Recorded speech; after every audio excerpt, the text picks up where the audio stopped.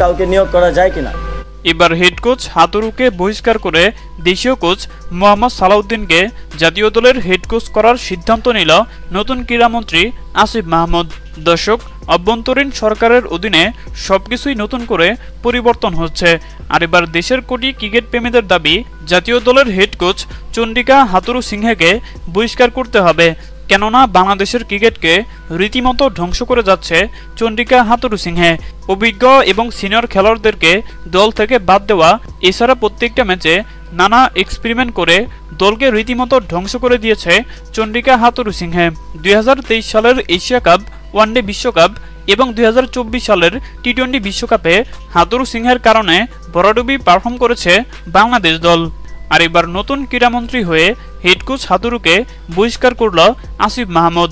তিনি বলেন, দুর্নীতি করে বাংলাদেশ ক্রিকেটকে রীতিমতো ধ্বংস করে দিয়েছে বিসিবি কর্মকর্তারা এবং হেড কোচ চন্ডিকা হাতুরু সিংহে।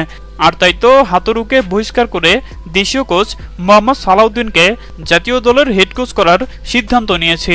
হ্যাঁ দর্শক, আপনাদেরকে বলছি, নতুন ক্রীড়ামন্ত্রীর এমন সিদ্ধান্ত আপনাদের কাছে কেমন লেগেছে এবং মোহাম্মদ সালাউদ্দিনকে জাতীয় দলের হেড কোচ হিসেবে দেখতে চান কিনা জানিয়ে দিন আপনাদের গুরুত্বপূর্ণ মতামত আমাদের কমেন্ট বক্সে।